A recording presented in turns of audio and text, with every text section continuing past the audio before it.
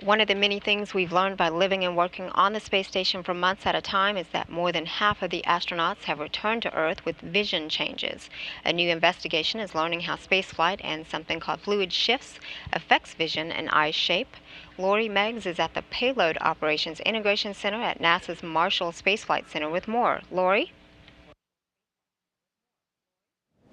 Have you ever had the blood rush to your head? Well, crew members have that same feeling once they arrive at the space station. Much is the same for folks who are suffering from swelling in the brain or confined to bed rest. That's because all of the fluid tends to shift up.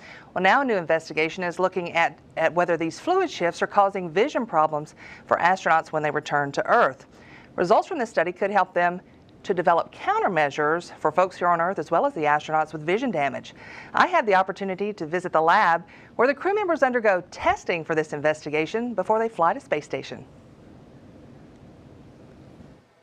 We're talking fluid shifts. Mike Stinger is here. We're in the cardiovascular lab at Johnson Space Center. Mike, fluid shifts, I mean, is that what we really think it is? How your fluids are moving around your body? It's pretty much what it sounds like. We're investigating the impact of the headward fluid shift that's caused by spaceflight on this ocular syndrome, this visual impairment and intracranial pressure syndrome. One of the primary hypotheses is that you get this headward fluid shift and that the subsequent results of that fluid shift are causing an elevation in intracranial pressure, which is causing swelling of the back of the eyeball, which is affecting vision. So when the crew members come back, they've been having some vision problems, and that's a really big thing for the space station program right now, is to figure out why this is happening. Right. So one of the hypotheses is that it's intracranial pressure. No one's actually investigated this. So this is the first experiment to look at the blood flow going up into the head. It's a very comprehensive experiment where we're looking at all the blood flow pathways into the brain, what fluid is doing in the brain, how it's filtering out of the blood vessels, going into cells, into the interstitial spaces. We're also investigating how the human body changes its venous drainage strategies, because there's no gravity pulling the blood back to your heart. One of the hypotheses is that venous congestion is causing this VIP syndrome. And so we're looking at the various drainage pathways out of the head as well. All right, can I see how it might all work here when you test the subjects? Absolutely. All right. So I feel like a test subject now, Mike. Now what's happening? So right now you're getting bilateral ultrasound scans.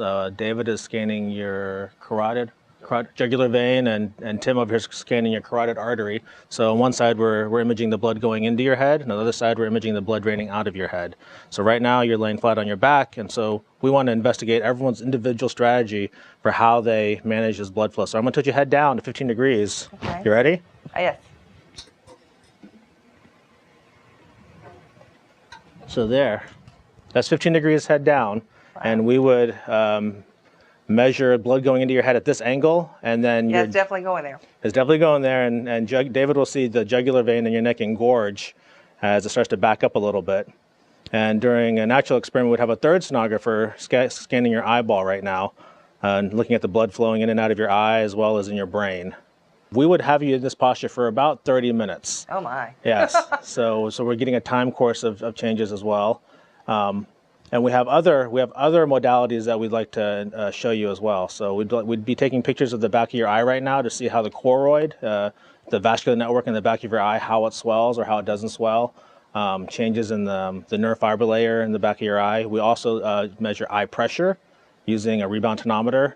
And we also have some non-invasive measures of intracranial pressure that we can show you as well that we would be measuring at this time. We think that different astronauts respond differently to the headward fluid shift, which is why some astronauts develop more severe symptoms of VIP and others do not. So how many are going through this process that I'm going through right now? We're going to investigate 10 astronauts. So far, we've already done pre-flight data collection on 3 of them. So our first 2 in-flight astronauts are the 2 one-year crew members. So what's he doing now, Mike? So this is a Spectralis OCT camera, optical coherence tomography. You probably had this done at your annual eye exam, but you'd be sitting upright with your face in a chin rest and your forehead pressed against the forehead rest. He's taking really detailed pictures of the back of your eye. And this is a camera that we have on station right now. So they have it up on station now. They have the chin rest. This particular device is unique in that we have a one-of-a-kind boom arm that allows him to orient the camera in such a position that he can get these images while you're laying on your back.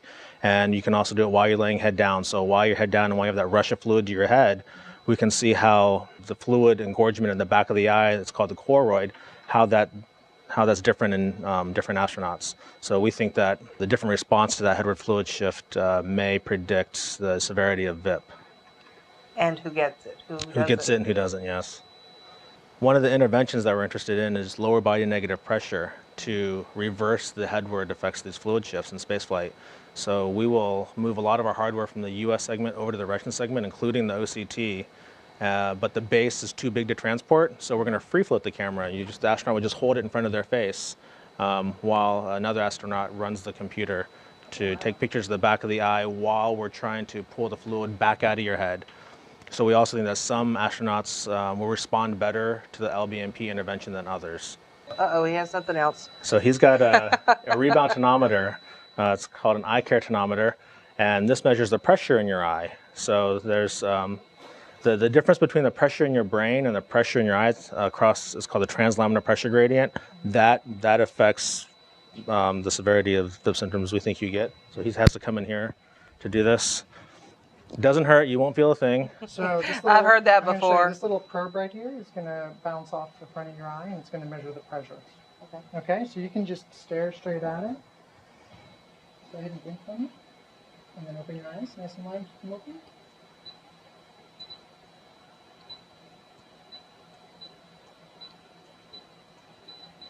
He just performed 7 measures. That was uncomfortable at all, or? No, not really. Just, when you have something pointing at your eye. It's a little... So that's also, we call that a non-invasive measure of intraocular pressure. And so we would do that 3 or 4 times at all of the different positions. All right, I'm good with one, though. That's Yeah. good. Thank you. Thanks. So that's it, as far as that's it. But That's in a nutshell, really. all right. I like it here. I'm going to stay a second out. All right, enjoy yourself. Oh, that was fun. Thanks to the team there for letting us on the inside here at the Payload Operations Integration Center. They're assisting with that final fluid shifts experiment for the first round for the crew member, the final crew member undergoing that this morning. Today, Jimmy Whitaker is the Payload Operations Director leading the team here, assisted by Stephanie Dudley. And then the PACOMs are Chrissy Stinson, Crystal Morgan, and Cody Jones. That team there all working hard and working with our astronauts to accomplish all of these fine experiments.